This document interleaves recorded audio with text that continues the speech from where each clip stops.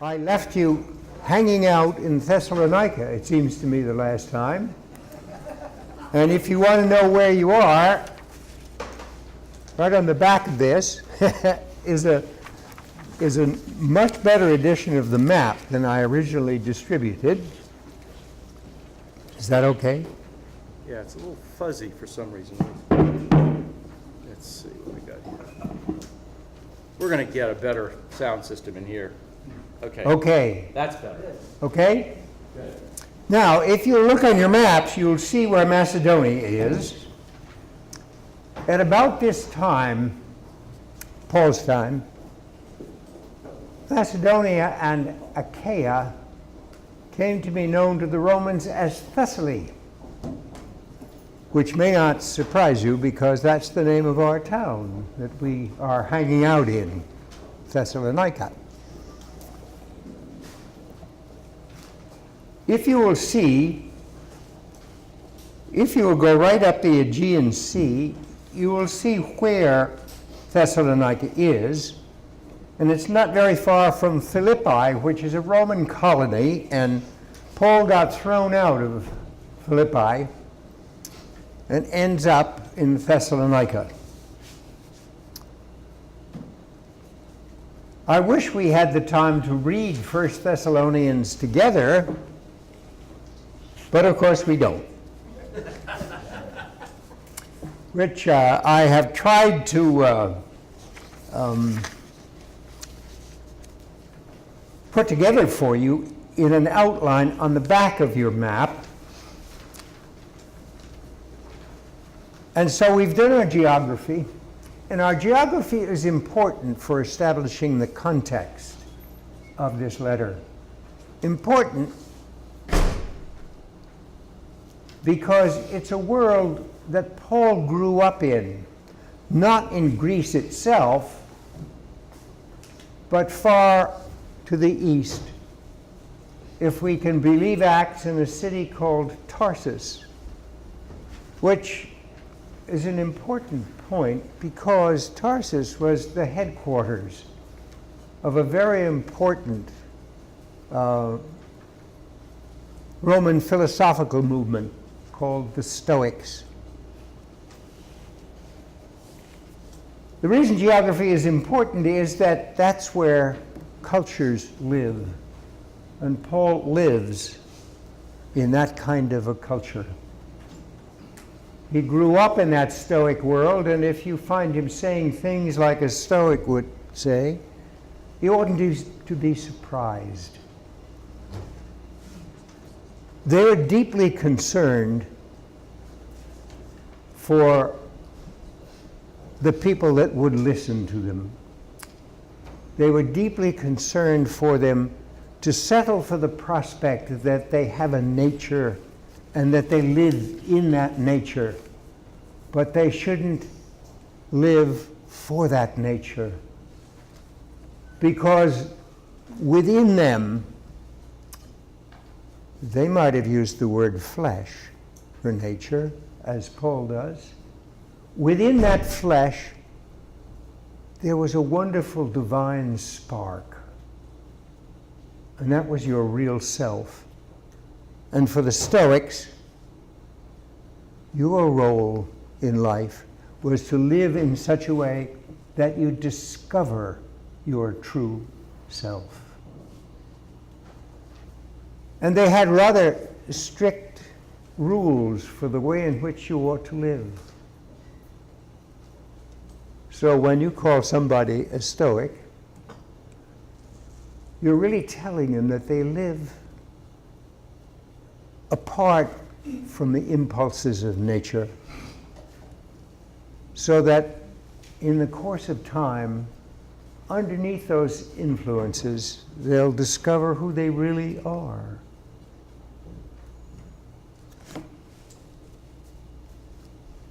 If you find that kind of speech in Paul's letters, if you find him rather insulting towards the flesh, you will understand where they got it, where he got it. His attitudes towards being human are shaped by his geography. And as he travels west, he becomes more deeply involved in the geography of Greece and therefore the culture of Greece. He will run across many other members of that society who have different philosophical approaches, but all of them are attempting, whether they call it wisdom, and you remember how much Paul uses that term, whether they call it wisdom or your spirit. Now, they made a distinction about us. We're made up of this stuff we've got on today. We're made up also of what they called the psyche. We call it psyche. And it's your emotional life. And further, we're made up of what is called, they called it pneuma. And we have lots of English words that are drawn from it. But what they meant by pneuma was the real you. And whether you were a Neo-Pythagorean or a Cynic or a Stoic, the way to live was the way to discover the real you.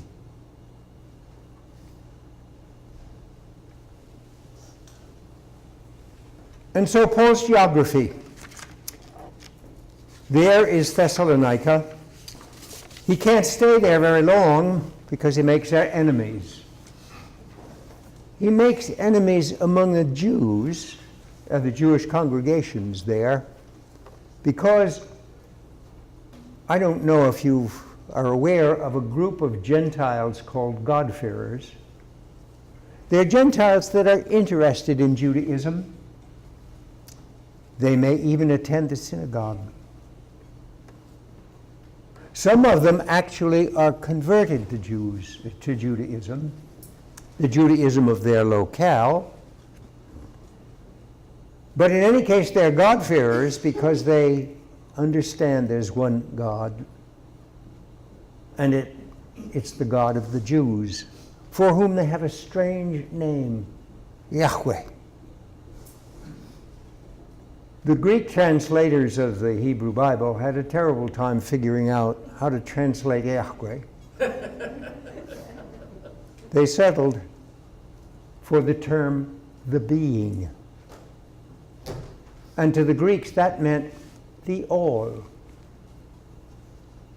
And so these Greeks that were interested, that liked what the Jews were talking about, they just got the idea that they're talking about the all, and that they were trying to get people to live in such a way that the all will embrace them, both now and hereafter. So Paul is moving in a world with which he's familiar, even subconsciously familiar, and in a world which is rather familiar to him and to them. And so he approaches the God-fearers in Thessalonica, and that troubles the more orthodox Jews of the city. And there's a large population, about 40,000 people in Thessalonica, which makes it a city. That's about the size of a place that would be called a city for the Greeks, about 40,000. Of course, the great cities, the metropolises, Antioch, Alexandria, Rome, and Carthage, there weren't many. They had hundreds of thousands Rome at the time was about 650,000 people, an unimaginable size. The others, like Carthage, 250,000, and Antioch, likewise, 250, and Alexandria, the city founded by Alexander the Great, who established this great empire, another 250,000.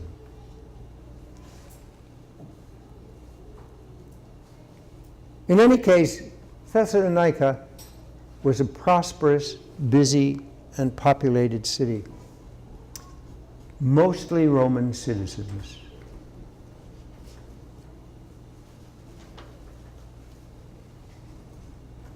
Now, when Paul comes there, he has a very unusual message.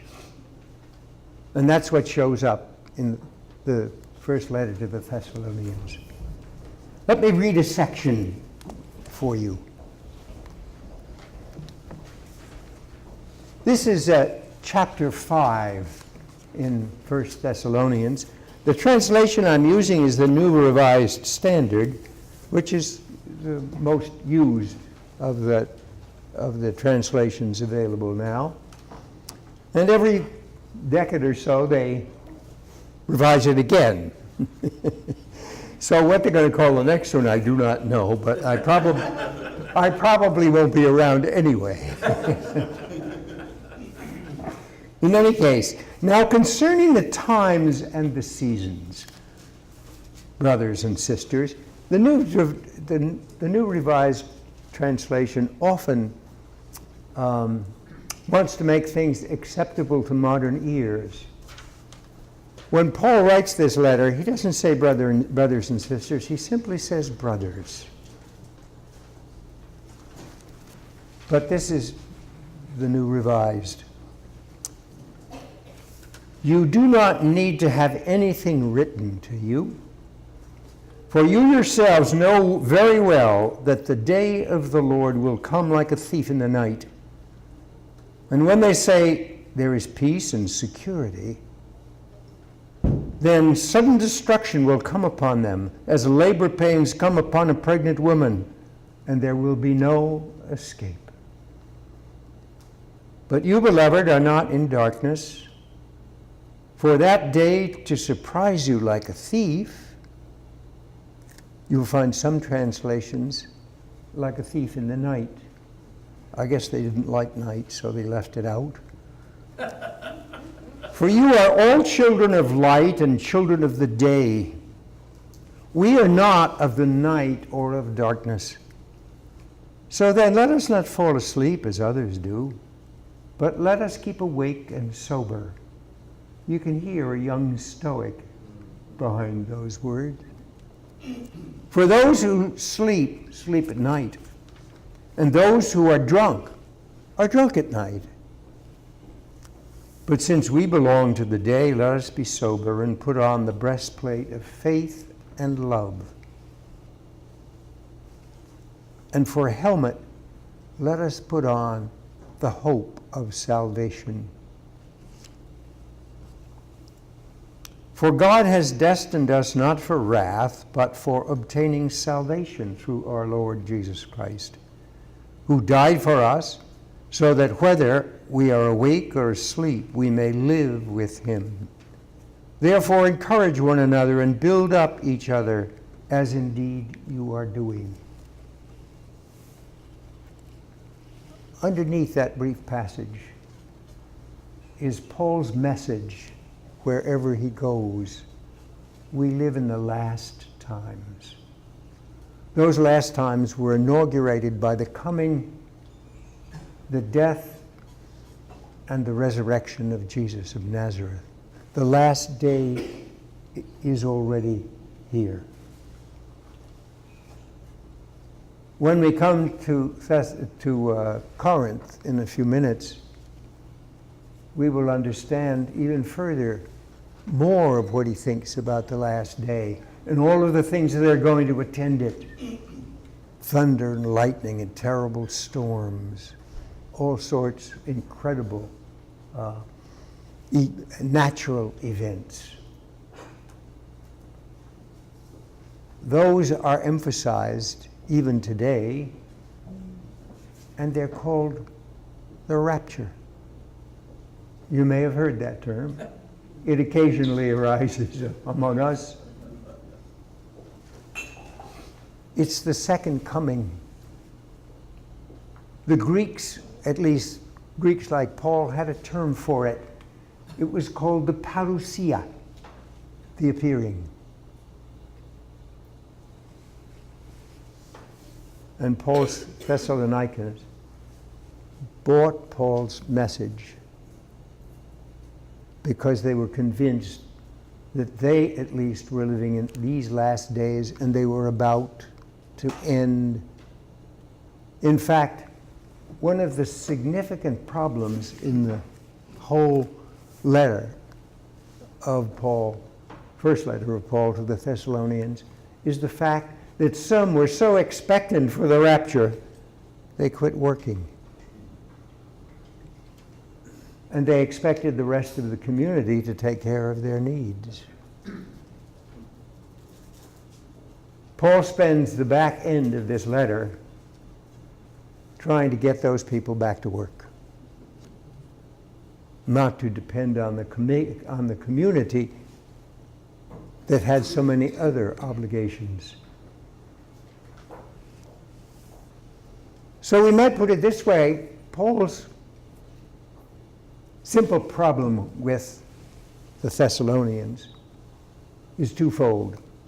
First, he wants them to live in such a way that the second coming, or the parousia, will be what he calls salvation for them. And second, he wants them to prepare by living their ordinary, everyday lives, but not in an ordinary and everyday way. That's his message. That was his message, and it is his message in this letter, now that he's no longer with them. When we first started this work together a couple of weeks ago, I said Paul was both an appealing and an appalling person. This letter is filled with Paul as appealing. He really likes these Thessalonians, and they apparently treasure him. But they also find him appalling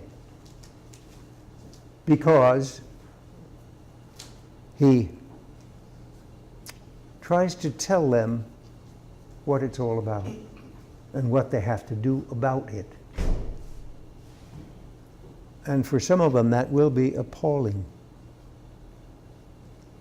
Further,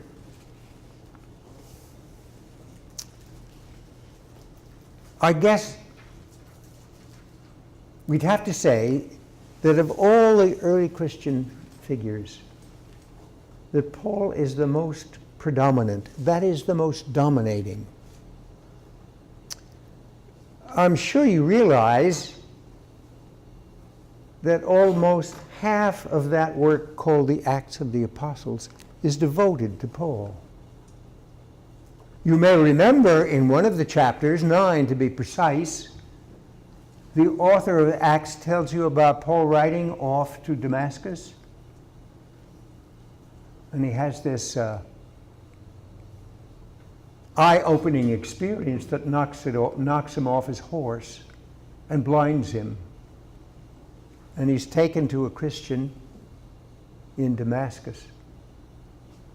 And finally, his name is, I've forgotten, it begins with an A. In any case, he's healed, and he gradually becomes the Paul who is famous in Acts. And from chapter 15 to 28, the last half of the book of Acts, that's about the only guy you hear about is Paul, what he's up to. He's even got a part of chapter 17, we've got a section there about the Thessalonians. And further, when you look at the New Testament, he has most of the book. 13 of his letters, 13 letters are attributed to him. The scholarly world holds that 7 of them are properly so, and the rest are from what comes to be called a Pauline school. You may remember the names of some of them: the letter to Titus, the first and second letter to Timothy. They are figures that are prominent in Paul's life. He mentions Timothy and Titus in 1 Thessalonians. And they form what I am calling the Pauline school. In fact, you will find in the New Revised Standard Version, sometimes there are sections in Paul's letters that are put in parentheses, because scholarly opinion is that they have been added largely by members of the Pauline school, the authors of Titus and 1 and 2 Timothy, among the others. There's a section in the first letter to the Thessalonians which appears to be a later addition.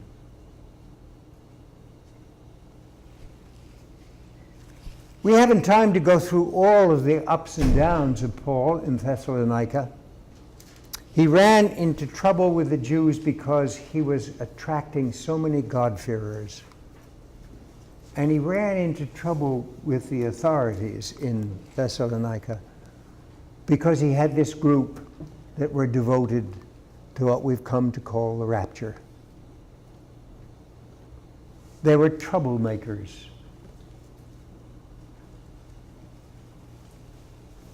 The authorities blamed Paul. And so the opposition managed to get Paul thrown out of the city. And he writes this letter having been dispatched.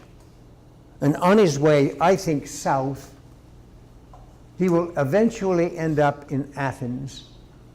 And from Athens, he'll go across the water to one of the most astonishing archaeological sites devoted to early Christianity, a city called Ephesus. In fact, when we come to 1 Corinthians, you will be reading a letter he wrote from Ephesus to Corinth. But that more of that in a moment. The Thessalonians, 1 Thessalonians, is his first letter, the earliest one that he wrote. 2 Thessalonians, which is not part of our work, you simply need to know about it. It comes later. And it's a very confusing letter, and much discussion about whether it's authentically Paul. I happen to think that most of it is, but it's been rewritten by, or at least edited by, one of the Pauline schools. In any case, it's not considered authentic. But then it isn't inauthentic either. But we can't stay with the Thessalonians any longer, because one of our goals is to work on another letter, possibly written shortly after 1 Thessalonians.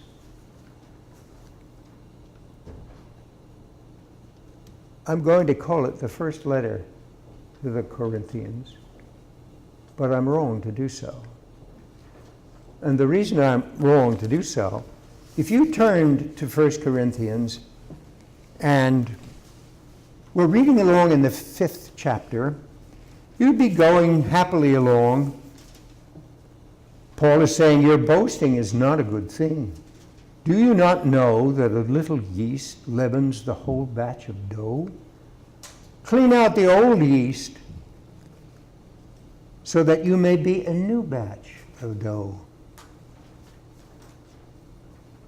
I wrote you in my letter not to associate with sexually immoral people. He's already written a 1 Corinthians. I wrote you in my letter not to associate with sexually immoral persons. When did he write what we're calling 1 Thessalonians? A parenthesis. If we were to count up the letters that Paul had written to or received from the Corinthians,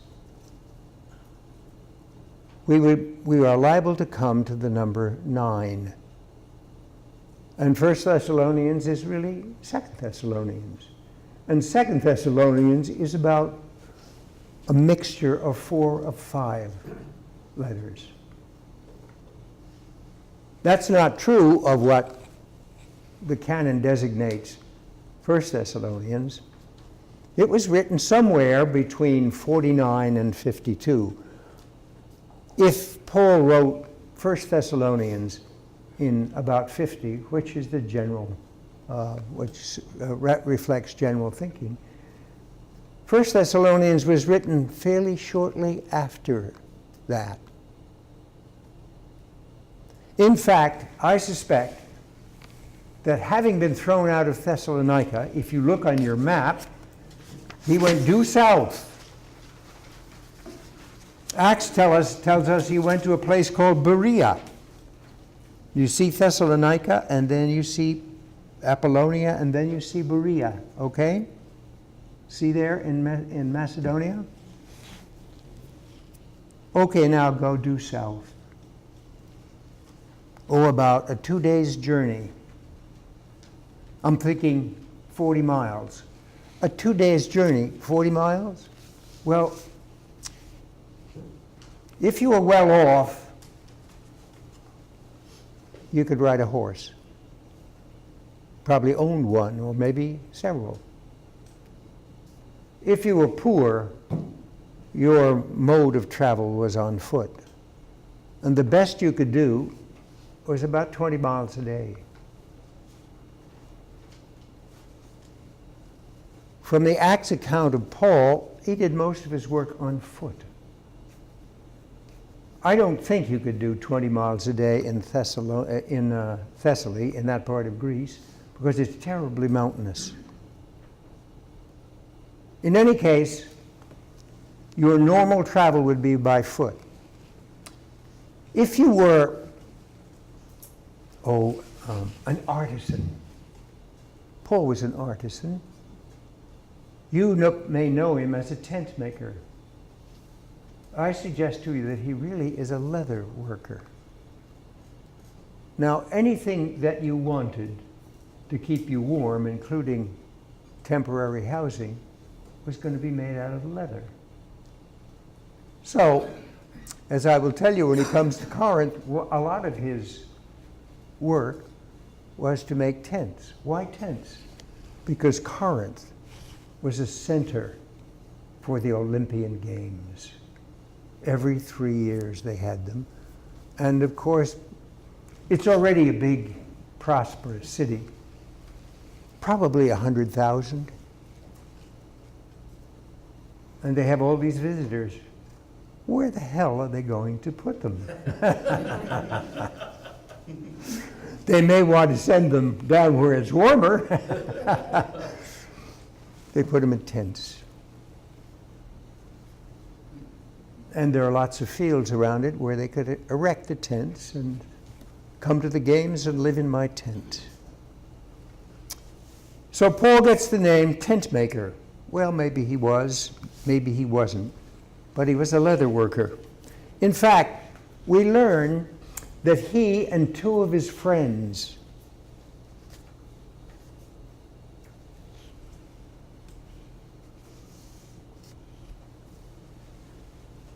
had lived together and they lived in the back. Maybe their place of living was as large as this room.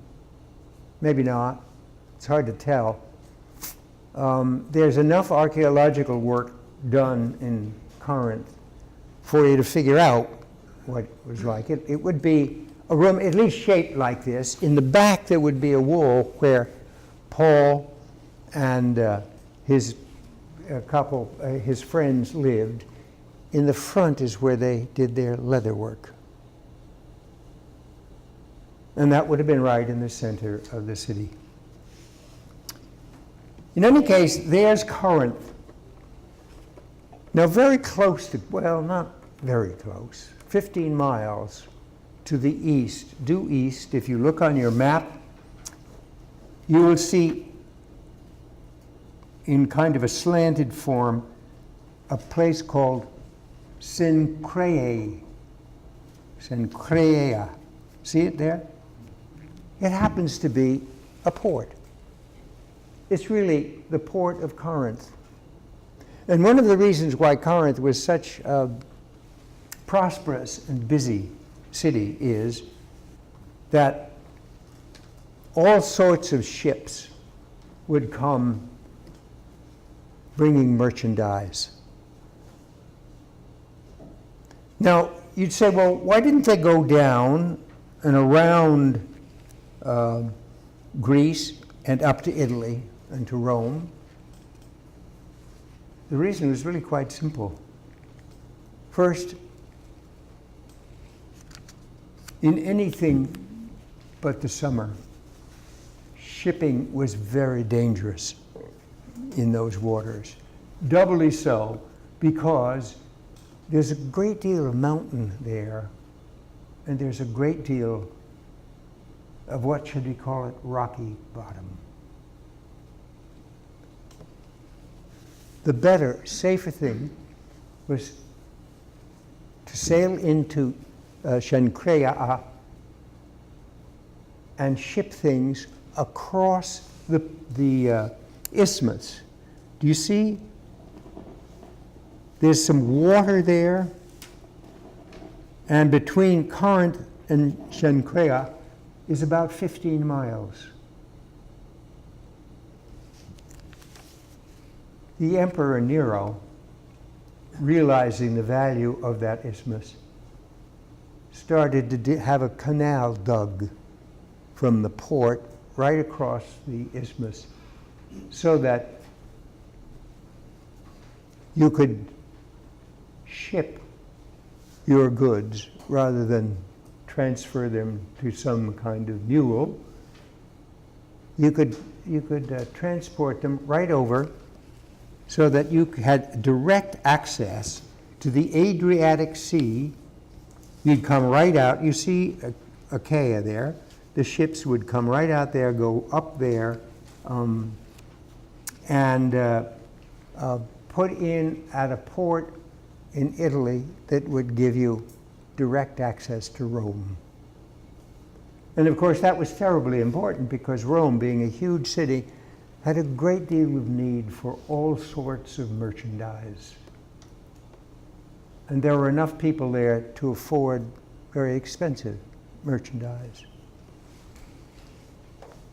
All of that, simple geography for the letter to the Corinthians. It's a busy, prosperous, and very large and important city. Paul tells us that he spent over a year there, and his approach was to what the first letter to the Corinthians call Greeks. Sometimes the author Paul uses Gentiles. Sometimes he even speaks of them as God-fearers. In any case, it's a very interesting city, and it's a very interesting letter. About the city itself, Acts 7, chapters 17 and 18, tell you of Paul's traveling through northern Greece. By the way, another name for northern Greece, besides Macedonia, is Thessaly. It's no surprise that its important city is called Thessalonica, then and today. I think I mentioned when we started 1 Thessalonians, I mentioned that it is still the second city of Greece. Over 1 million people, a huge and invaluable port city because it's expanded. But we're on our way to Corinth. He continues down south through southern Greece, that part in your map called Achaia, a very important part of the world. The most important geographical place was, of course, Mount Olympus. For the Corinthians, a very important place because Mount Olympus was considered the throne of the Roman god Zeus and the dwelling place for his household of gods, the most important of whom was Aphrodite, the goddess of love. You may find it rather surprising that in Corinth there was a very important cult. The cult devoted to Aphrodite. It was made up of prostitutes. So when you find in the letter to the Corinthians a great deal of concern about sexual morality and immorality, it may not surprise you when you realize that the real ruler of the city was Aphrodite. And it was a city that came to be known for, what shall we call it, its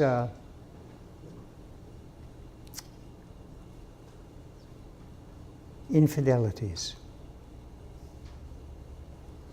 In any case, we also learn from Acts and from 1 Corinthians and also from Romans,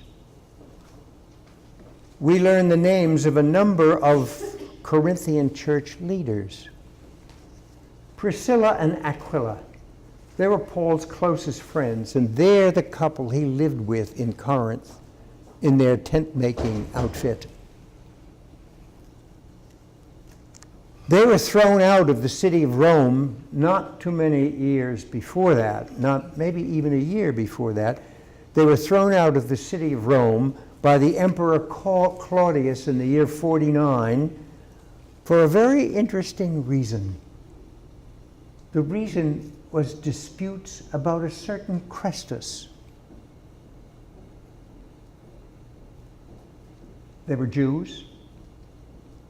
They were members of a very important Jewish community in Rome, having a fight about a certain Chrestus. I wonder who Chrestus really is. They were all, the Jewish community was thrown out of Rome in 49 because of a Chrestus. You can imagine what the scholars do with that word. In any case, Priscilla and Aquila, who appear again and again in the letters and in Acts, were among those expelled. And here they are in Corinth. There's a certain Crispus in Corinth, and a man named Sosthenes. I was wondering one day, I wonder what kind of a nickname Sosthenes might have had. Crispus and Sosthenes were leaders of the synagogue in Corinth. I say synagogue, I suspect synagogues in Corinth, because synagogues weren't really buildings. The term literally means assembly. And I think there were a number of Jewish assemblies in Corinth one of them headed by Crispus and another by Sosthenes. Then we learn also of a certain Gaius. And then we learn in the letter of a family called Chloe's people. And then we learn of a man named Stephanas. And Paul says, I baptized his household. In fact, if you were going to go and look back into Acts, and then read both of Paul's letters to the Corinthians, you would discover that Paul's way of establishing Christianity in his cities was to make households his goal. The earliest assemblies of Christians, Paul uses the term ecclesia, that is to say, those called out for the assembly. That's what the term literally means in Greek. We translate it into church, because ecclesia got into Germany, and it means those called out. And that comes out in German as Kuriake, and then into English, church. In fact, I enjoy reading all of this stuff, these letters, because it reminds me that about a third of our language is rooted in the Greek language. Another third of it is in the Latin language, and the rest of us are good Germans. In any case, Paul says, I only baptized one household, the household of Stephanas. And I'll tell you in a minute why he makes that statement. The Corinthian communities, or church, seems to have included people from all classes, some of them with large homes, and some of them with high status. In the letter to the Romans, he mentions a Corinthian named Erastus, who happens to be the city treasurer. So there's some people of high status, but there are also people of artisan rank, like Paul, the leather worker, and also recently redeemed slaves.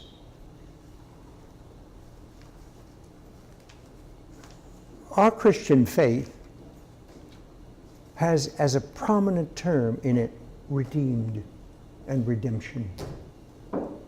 It comes from another Greek word which was used for the buying back of slaves and delivering them their freedom. If you were a redeemed slave, you would have been bought back by somebody and now were free. That term is the term Paul regularly uses for his communities, the redeemed.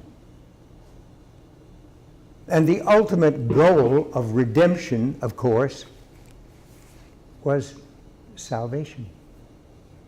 But salvation awaited the rapture. In the meantime, you were redeemed, but you must live, according to Paul, as we will see when we come back to this letter next week. We were redeemed, and now our goal is to live in such a way that we will be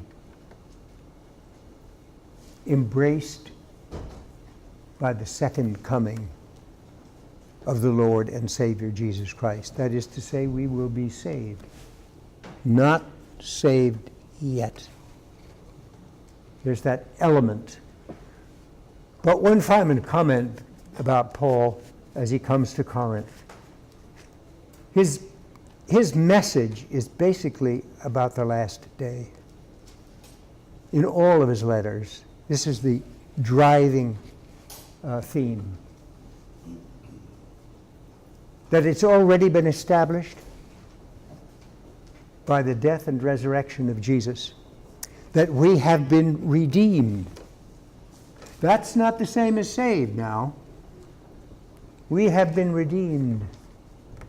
And we must live in such a way that when he comes back himself, he will wrap us in salvation.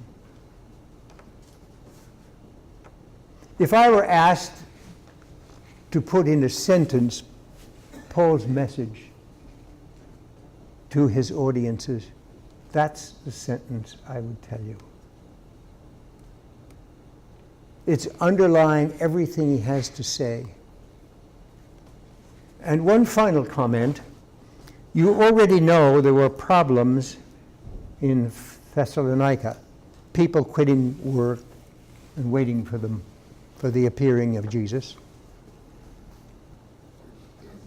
Next week when we work on Corinthians, we will discover that there are all sorts of problems in Corinth. Some of them delightful, some of them not so delightful. So next Sunday, let's call it Problem Sunday. And hope the problems stay in Corinth.